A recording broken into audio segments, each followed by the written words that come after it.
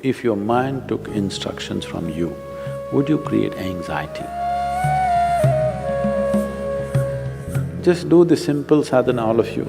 You can't do any other yoga. This much you can do, isn't it? You will see half your anxiety will start settling down because essentially the conflict is, there are two dimensions within you.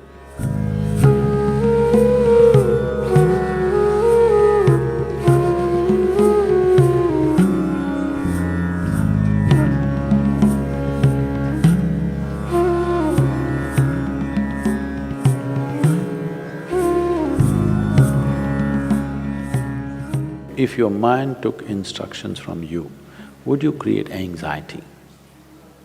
No. So don't look for answers elsewhere. It is just that your own physiology and your psychological patterns not taking instructions from you. So you said so many things, I try, whatever these big words are floating all over California particularly, about surrendering to it, about letting it go, about… Not for one person has such a thing worked, ever. Has it, I'm asking you? You have anxiety, try to let it go. Does it go? Even a damn flu doesn't go. Yes or no? Even a simple cold does not go, you say go, does it go? So, let's not get into this fanciful states of surrendering, these are all words thrown around. Nobody knows what is surrender. Because when it happens, you will not know it has happened. You can't do it, I surrendered. How's that possible? So, leaving those things, essentially, as I said, you have not read the user's manual of how this works. We need to pay attention to this. The system is made in such a way, if you hold your hand like this, it'll work one way. If you do like this, it'll work another way. If you do like that, it'll work another way. It's a phenomenal process. If it was a simple thing, we could have just beaten it into shape with hammer and anvil, okay? It's too sophisticated. It's a phenomenally complex machine. One needs to pay a certain level of attention to be able to use it for what it is designed for. Otherwise, it'll get itself messed up. Now, there may be many factors, there may be genetic factors, there may be sociological factors, there may be growing up issues, various things. But do not ascribe your problems to any of those things. The important thing is just this, you are not able to have your mind the way you want it. That's the only problem you have, isn't it? The moment you ascribe it, I'm like this because my father was like that, I'm like this because my grandfather's genetics were not okay, you're finished.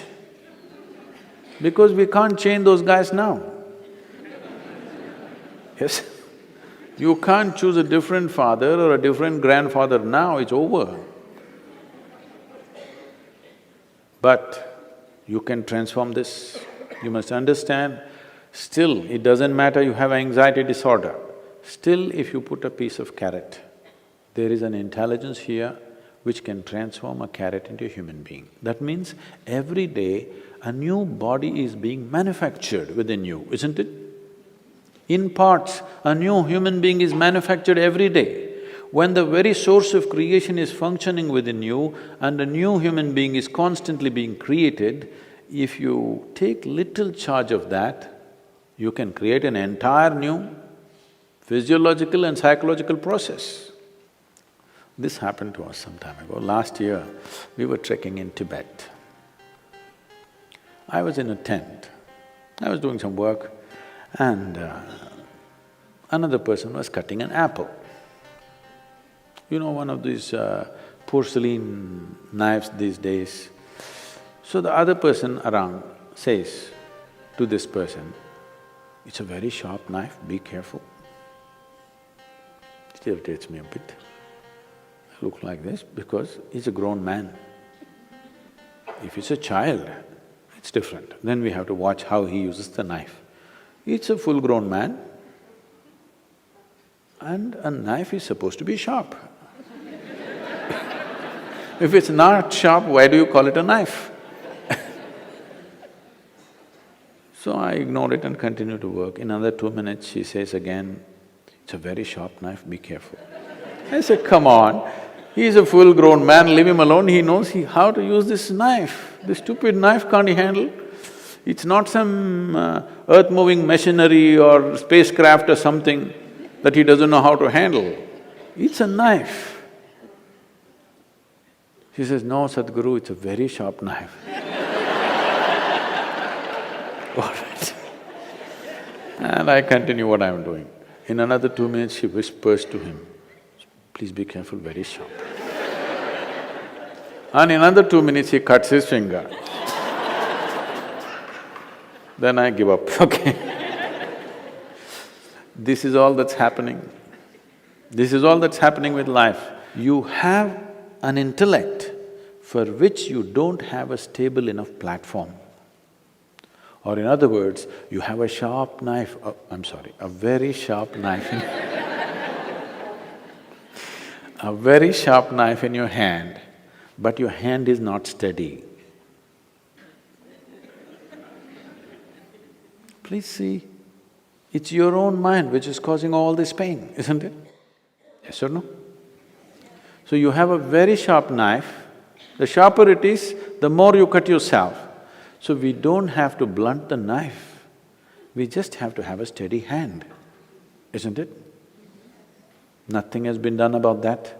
People are trying to blunt the knife with all these sedatives and nonsense. What you take is to blunt the knife.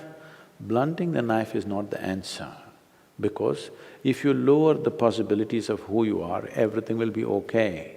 If you remove half of your brain, you will be quite peaceful. Because it takes some brain to cause anxiety. If we really remove half of your brain, you will be quite peaceful and you may even be happy, actually. Nothing bothers you. It'll be okay. All right? But that's not what we're looking for. What a human being is looking for is to become limitless in some way. And if this has to happen, you have to create a steady platform. Knife need not be taken away, knife need not be blunted. Only thing is, hand needs to be steadied, isn't it? No process to do that.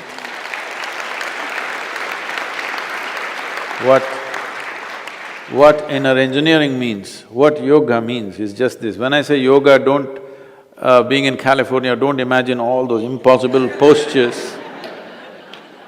Yoga does not mean postures, yoga means union, okay? The word yoga literally means union. This is the first form of union. Your right and left. This is called as Pingala and Ida in yoga, the masculine and the feminine within you. Just put it together, just do the simple sadhana, all of you. If you can't do any other yoga, this much you can do, isn't it? What you do is something that concerns your life. It could be the sun coming up. Sun is coming up. Without sun coming up, you wouldn't exist on this planet, isn't it? The warmth of life is going on within you only because the sun comes up. Without the tree exhaling oxygen and you exhaling carbon dioxide for it and this exchange happening, you wouldn't be alive, isn't it? Like this, look at it, the food that you eat, the sun, the earth that you walk upon, air that you breathe, water that you drink, people who live around you, whatever, you choose anyone. Just do this, put your right and left together perfectly, not like this, perfectly, okay? Just look at something that really matters to you. Maybe the sun, maybe the sky, maybe the cloud, maybe a tree, maybe a person, maybe a child, an animal, it doesn't matter what. Just look at it, putting your hands together for 10–12 minutes at a stretch. You will see half your anxiety will start settling down. Because essentially the conflict is, there are two dimensions within you. I don't want to go into an elaborate description of this, because the yogic physiology goes elaborately into this. But to put it simply, even the modern medical science is telling you there's a right brain and a left brain, all right? Just put these two things together. look at with utmost love and appreciation towards something that matters to you. It could be your wife, it could be your husband, it could be your child, a tree, a dog, sky, sun, moon, whatever. Every one of them are vital for your life, isn't it so? Yes? Whatever you can relate to. Putting these two things together, just look at them with utmost pleasantness that you can generate, recognizing how important they are for you. Many things will change. This is the first form of yoga. If I do this, it'll become difficult. And there are many ways to do namaskar, like this, like that, like that. This is the most simple thing. Start here, okay